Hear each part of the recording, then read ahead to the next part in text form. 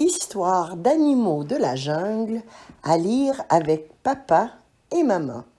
Des textes d'André Jeanne. Sauf qu'il peut. Lily l'araignée est née avec 10 pattes au lieu de 8. Les autres araignées se moquent d'elle tout le temps.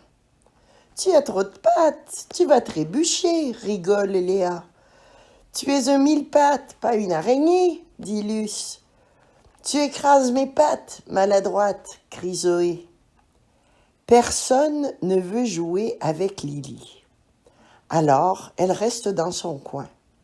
Et pour passer le temps, elle tisse des toiles. Grâce à toutes ses pattes, elle tisse très très vite des toiles très grandes et très solides. Les arbres autour d'elle sont couverts de toiles géantes. Un jour, les araignées décident d'organiser une course sur la rivière. Elles ramassent de grandes feuilles pour en faire des bateaux. « Je peux venir avec vous ?» demande Lily.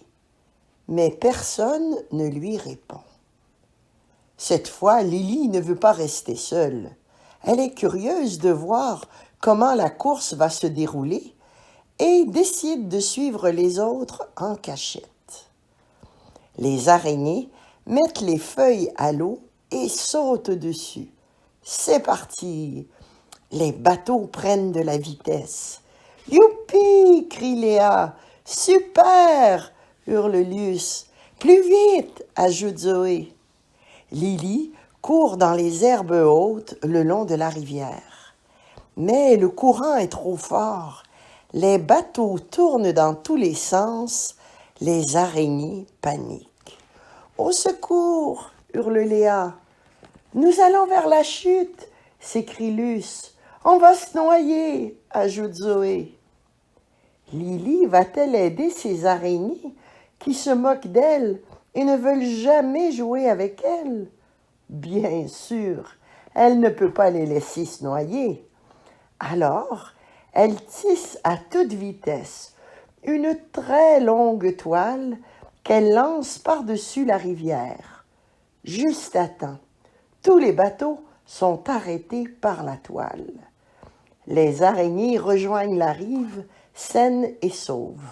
« Merci, dit Lily. »« Tu nous as sauvés, ajoute Luce. »« On ne se moquera jamais plus de toi, affirme Zoé. » Depuis ce jour-là, toute la jungle connaît le fantastique exploit de Lily, l'araignée à 10 pattes.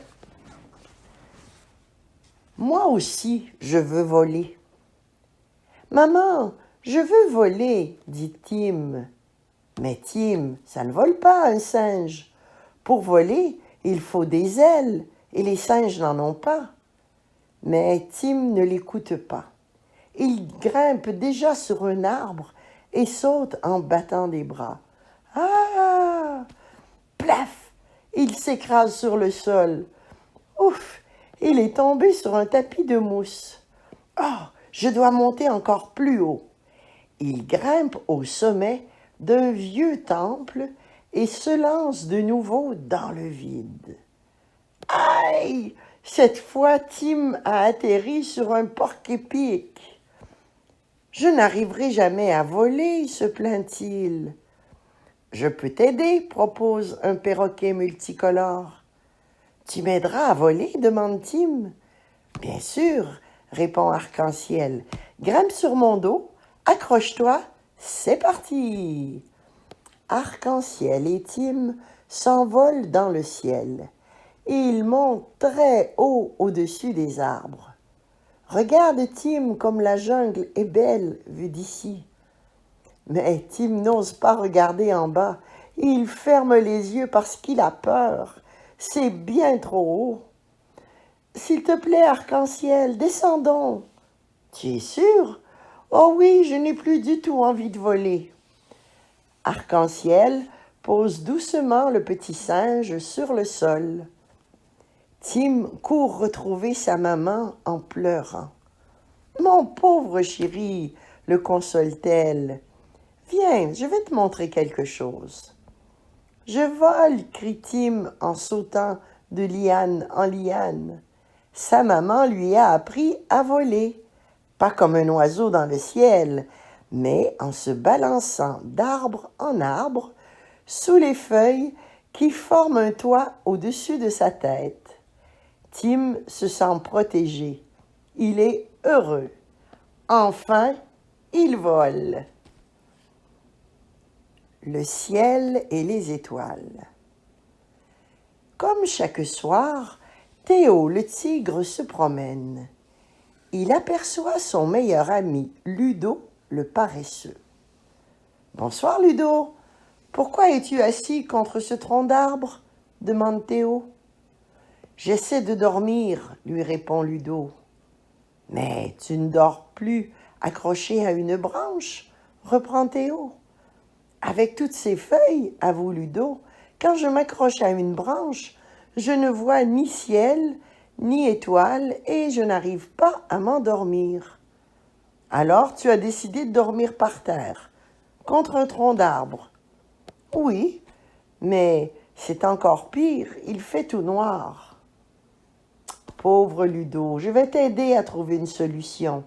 Je n'aime pas te voir triste. » Le lendemain soir, Théo arrive en courant. Ludo est toujours assis contre le tronc d'arbre. « Ludo, Ludo, j'ai une super idée, » crie Théo avec un grand sourire. « Tu vas déménager et t'installer dans un arbre sans feuilles. »« Merci Théo, mais tu sais que je marche très lentement. C'est pour ça qu'on m'appelle l'escargot de la jungle. Oh non, je n'ai pas le courage de déménager. » « Mais l'arbre que j'ai trouvé est tout près d'ici. C'est un très vieil arbre qui n'a plus de feuilles. Je t'y accompagne. »« Alors, » crie Théo 2 jours plus tard, en apercevant son ami installé tout en haut de l'arbre. « Oh, tu avais raison, » répond Ludo, « c'est génial. Oh, une étoile filante.